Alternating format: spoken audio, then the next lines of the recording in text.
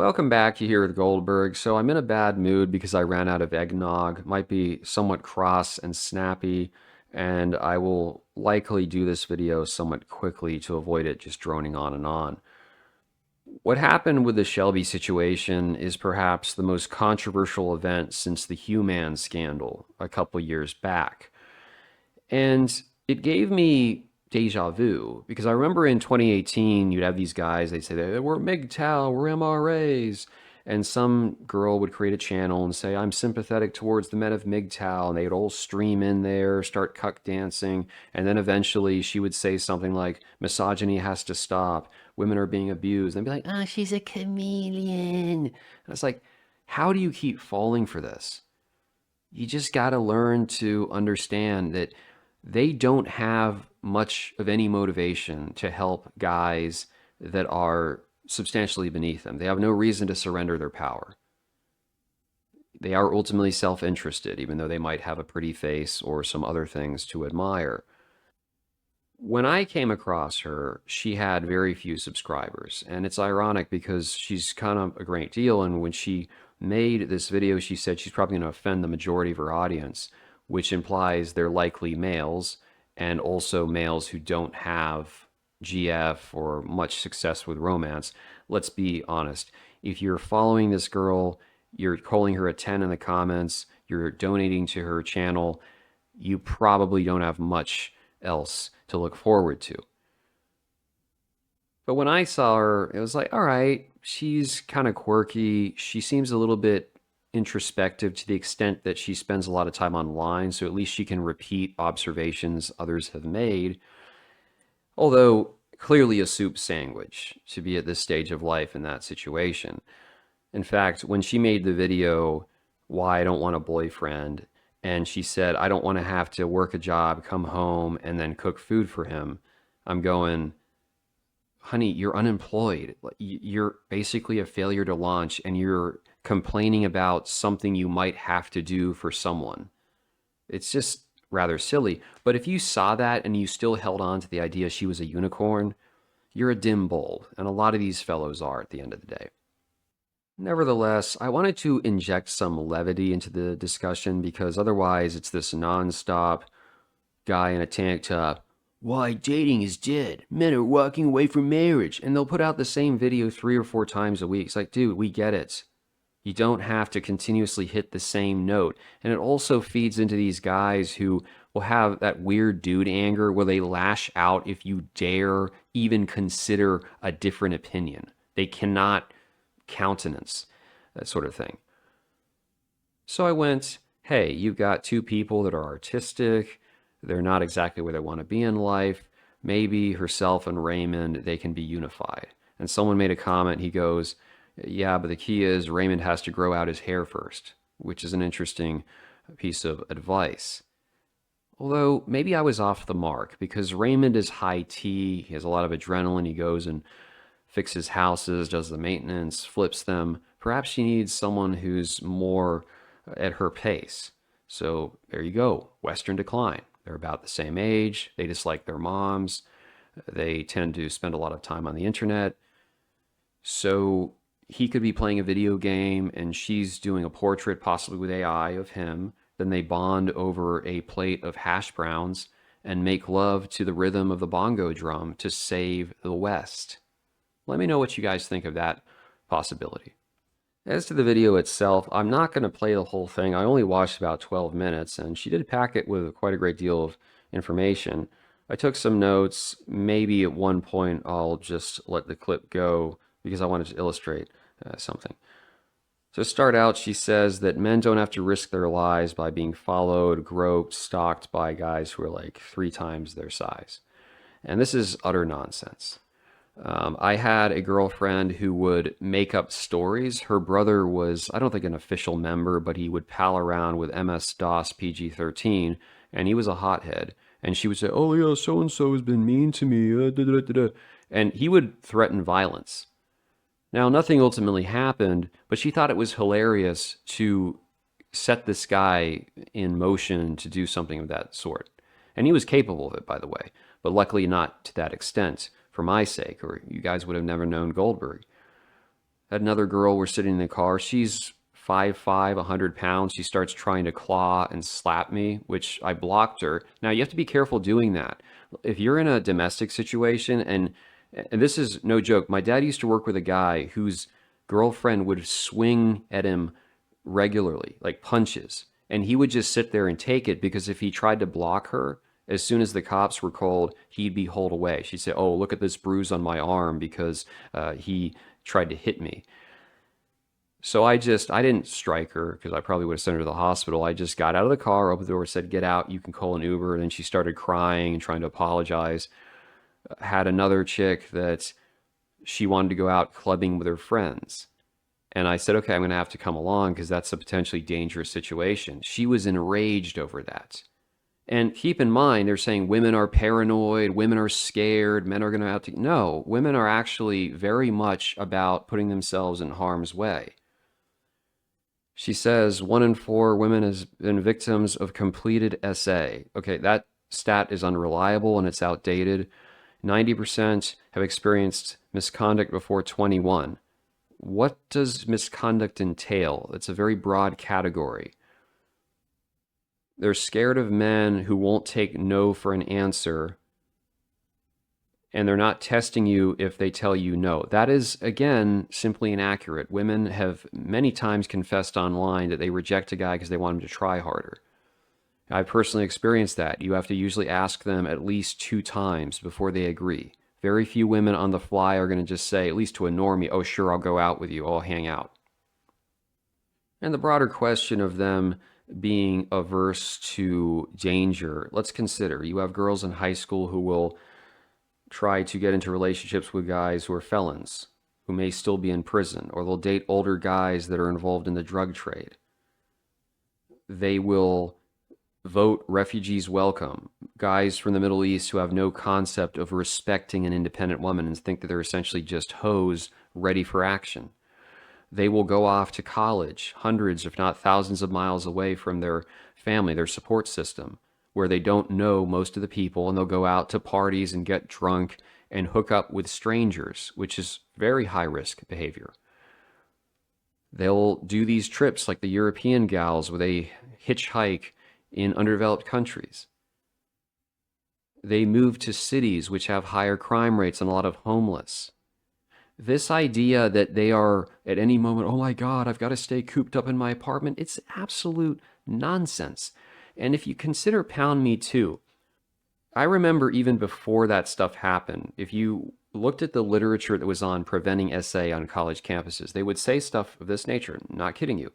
Women have the right to go to any party they want, at any part of the city, at any time of day, even if they're inebriated, and they should feel safe. You're like, what kind of logic is that? It makes no sense whatsoever, but we infantilize them, and we also say they're equalitarian adults who have all this power and ability to change the world. Me Too itself, besides it being a shakedown for wealthy men, who, by the way, the ones who really were sent up the river to prison, they were all sub-5 guys, if you pay attention. Me Too, though, it initially started because you had these creepy ethnics like curry cells and Arab cells who were trying to spike the drinks of women in clubs or bars. And so it's like, okay, you can't do that. We've got to be more vigilant. But what happens when you have something that percolates into the mainstream? This is at the same time it's fashionable to hate on whites, of course. So the demographics who are more likely to observe these protocols of don't approach women are going to be your cream cheese normies, your Clarences, and maybe your Peter Rees.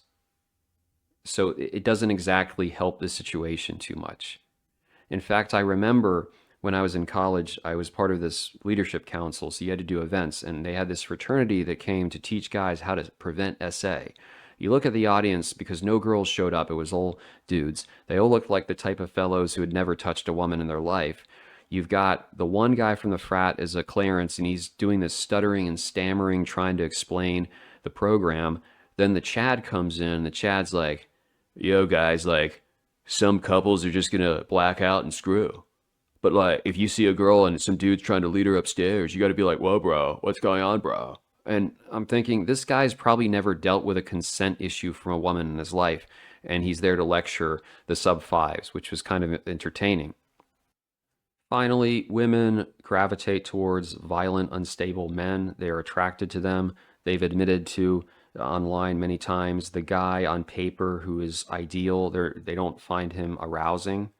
And so this whole thing of they're terrified, these guys are going to beat them down. Does Shelby really think that her audience, the guys that are simping for her, donating, you think that these guys, how many of them are violent psychopaths just hoping they can lure her to some dark alleyway? Probably not. These are likely the guys who would let her sit in her room and do art all day. They would do all the freaking chores. They'd give her the paycheck. That's what they'd be prepared to do.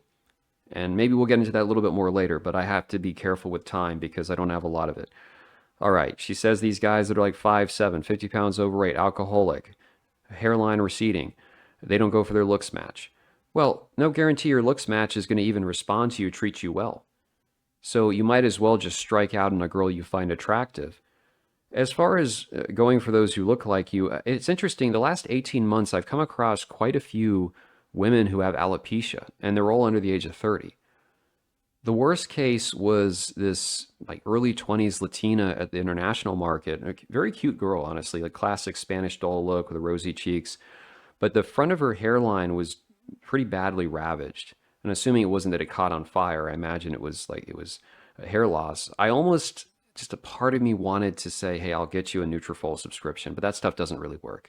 It was sad to see though, because she was a genuinely attractive girl, and not all women can shave their head and look attractive. If they don't have a symmetrical face, it'll look kind of off. In any case, moving on, mental health issue. Men need to be more lonely.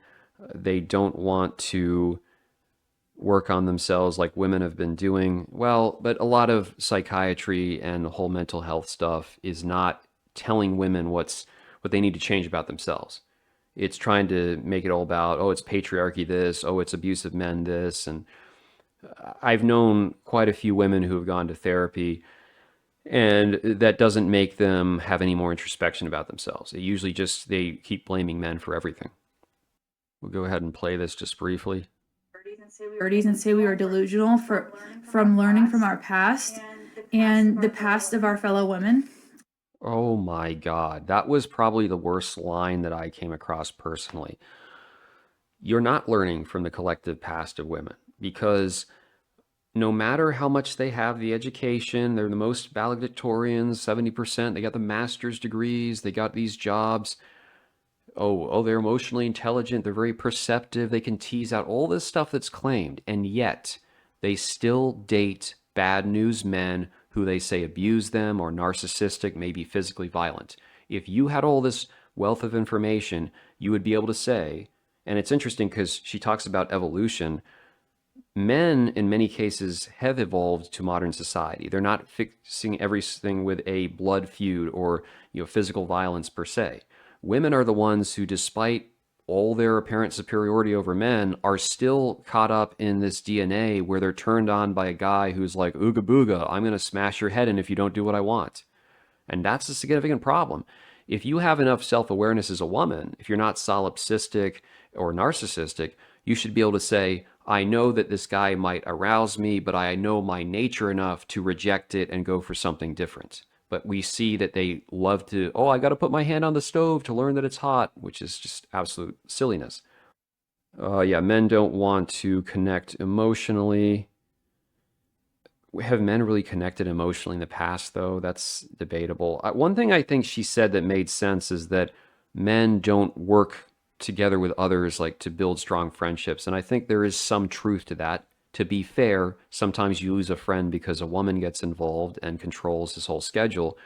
But yeah, as much as guys will say the future for men, the brotherhood of men, men are being abused, many of them don't want anything to do with other men. Like if it comes down to, hey, hang out, hey, have a long-term friendship, they're like, no thanks, I've got better stuff to do. I'd rather just be isolated by myself, or I'd rather be with a woman.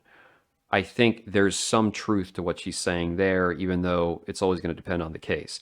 She says she's not going to have kids, and that would be like the next step in human evolution. Men who are similar to her, like lower status, should also not reproduce.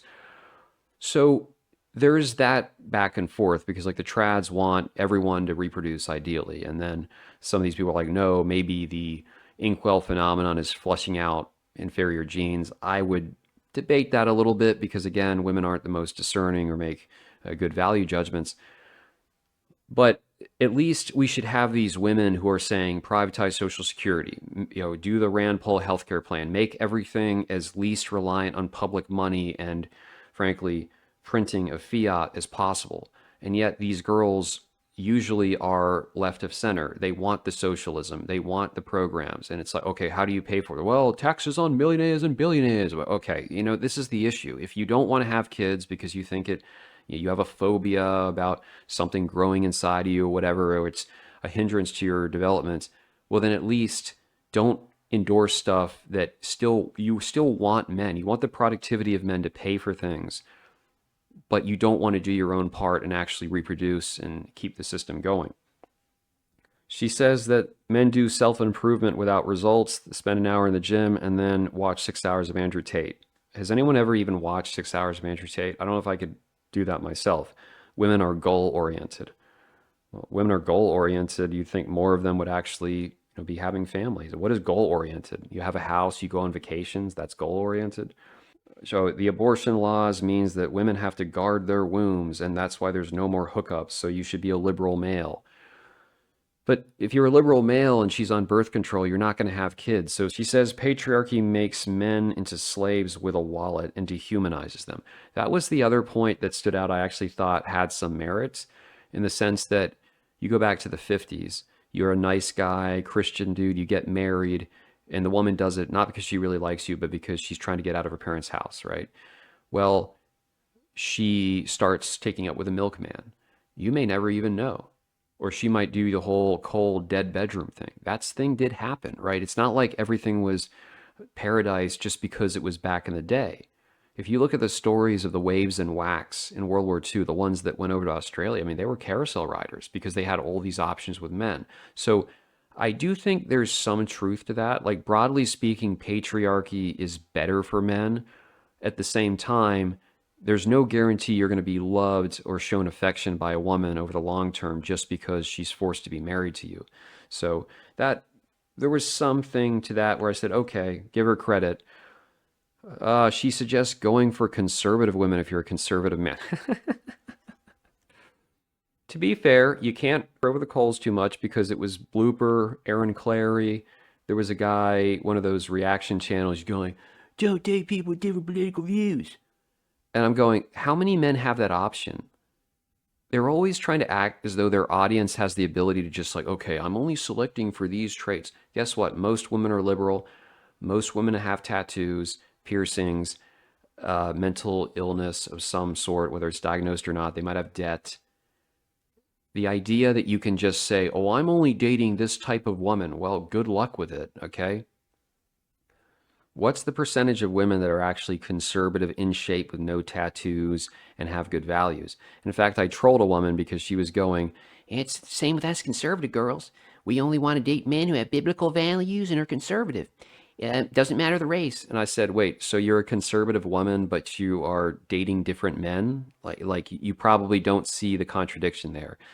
Not to mention, not that conservative means anything, but a conservative in any guy, no matter background, that's not really conservative, but I digress. Or she says that SNAP wouldn't be getting cut if they valued life. I'm not vehemently against welfare. It should be done differently, like just give people out, the food itself and make it limited. Don't allow them to trade it in the way they're doing like currency.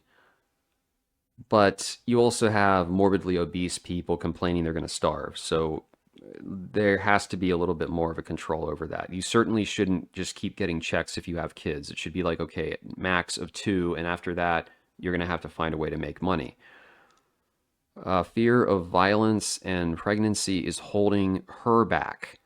That was probably one of the silliest lines in the video. Especially with her age. You go back 10, 12 years. What's stopping you from going to college? What's stopping you from being a career girl? You get on birth control if you're scared of having a baby, or just don't mess with guys. Get with a woman, whatever. you could have had a career. You could have been an HR director by now. The idea that, oh, because you were scared that a woman, some guy was going to pounce on you and make you a mom, I don't buy that in any shape whatsoever. What is going on here? Because you might say that this is a one-off, but I believe you're going to see more of this content coming out of women. What is the root of this femcel rebellion? On one hand, they're definitely getting gassed up. They have been. There are people claiming that Mamdani's wife was like a model. She's a baddie. She's a reasonably attractive Arab girl if she has makeup on. She's does not compare to some that I've seen, and even like the one girl I dated in particular, no comparison. I suspect, given what a university she went to has a significant reputation for ethnic girls carousel riding, I doubt that she was first with this guy. And I would not be surprised. I'd put good money down that she made him wait a long time. If not to the wedding day, she made him cuck dance, and he's a wealthy guy. He even apparently talked about when he was younger being frustrated with women. Now, kudos to him. Obviously, he has rich parents, but for his cohort, you got a high status position. The point is, this woman being relatively cute and in shape means that people think that she's all that. Maybe that's a testament to how fat a lot of women are. So there is going to be that aspect that girls think they're way better than they are. They think they're entitled to certain men. That's probably having an impact on this whole thing of them considering themselves to be femcells. They can't get the quote unquote Chad, or they can't get the wealthy enough guy, the high status enough guy. But I don't want to make that too much of the question at the same time. Another factor, and that's not discussed enough, is the unhealthy relationship women in the West have with their own sexuality. It's highly unnatural. People will talk about the obsession men have with stereotypical Latinas. And perhaps those women had some guidance from an uncle when they were younger. So maybe that's not the best thing. Certainly you don't want to marry them. But the reason why they might be desirous of those females is because they have a naturally charged expectation. The man is going to take me. He's going to bed me. It's not this, wait a second, I'm the biggest lefty, liberal, and empowered, but access to my snatch has to be this bargaining chip. Yeah, sure, women might sell their ass in other countries. The difference is that in the Western context, it's strangely liberal, but also Victorian, particularly if you're not a super desirable man. They want you to do all this proving ground nonsense, checking boxes, and that makes them less desirable and men less willing to tolerate it. I was watching some old Paul Proteus videos, which I never really seen him before. I heard the name. I think he passed away. And he was just saying that the value of access to tail has gone down because a lot of them have been giving it out. But at the same time, to certain men, they make it far too difficult. And if the guy says, well, there's a lot of other stuff I can enjoy in the world, why should I make that a priority? It's different from 100 years ago when how much could you really get by with? Let's say 200 years ago, when you don't have widespread electricity. So past a certain hour, there's not much you're going to be able to get up to unless you're like Abe Lincoln with a candle trying to read a book. As such, a lot of these men are in that situation. And the fact that the women are not just kind of straightforward, okay, I'm attracted to you, and they are anticipating that whole process, the mating dance, whatever, they've almost made themselves less appealing, at least to wide swaths of men. Now you might say, well, they don't want those men. But is that really the case?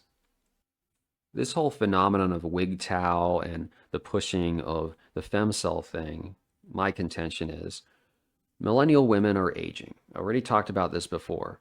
They're aging and they are also not having access to the same things because the economy is contracting. Even these girl jobs are being eliminated. They cannot guarantee they'll be able to keep the desirable man or lock him down. Now, it doesn't mean they can't be smashed. It just is a question of, is that guy going to make them a main feature? Is he going to be willing to ring them up? And at the same time, the steady Eddie, the back burner dude who was supposed to be there, due to maybe his experience with women prior or stuff he's looked at online, Not all of them, but a decent chunk are going to say, okay, maybe I'm willing to do something casual with you, but I don't want to be Mr. Right. I don't want to be the honest boyfriend, which they don't like because they're like, you got to check all these boxes because you're lower status. And at the same time, if you are a guy that's made it through the rain, you still have decent money, you made investments, you might be more interested in a younger woman. This is why they're starting to push the whole thing of the age gap discourse. That you should not be going for she's too immature, that's perverted. And of course, the anti-prawn, which is really not about helping protect kids, it's rather trying to get these guys to where effectively they have to pursue these women. Okay, I talked about it before. They need the men, they need the productivity and the GDP. If these women, if their parents pass or their parents go bankrupt because of medical bills, what are you going to do? Someone like Shelby is not going to thrive very well living in a car. Okay? A lot of these women who have had a nice apartment paid for by the girl boss job, if they didn't save up money, ideally, they're going to need someone to support them. And this is what's going on. You have, is the one hand, you need the men, but you want them on your terms, and not all of them are going to play ball to the levels necessary. That's why you can try to mock the prospect, but people like Shelby, if she were in fact kicked out of the house, which she claimed that her mom was going to chuck her to the wolves or whatever and cut off her internet, but if that actually happened and you're in the middle of the winter, right? All of a sudden, someone like Raymond, as much as people insult him and troll him, that looks kind of, oh, you might want to cozy up because he's got property, it's heated, he's got revenue, right? People need to understand, and it's going to be very interesting the next 5 or 10 years, just the mental breakdowns. Because as I've said before, men are accustomed to being lonely. You can insult them, you can write them off because they're considered disposable. If they pass on, no one really cares for the most part. But these women who are used to always the dull-ups, the pats on the back, the go girl, that's going to be really interesting. And what will a government do if they can't get guys to step up, prep up? Is it going to be a bachelor tax? Is it going to be compulsory marriages? I'd love to hear your thoughts.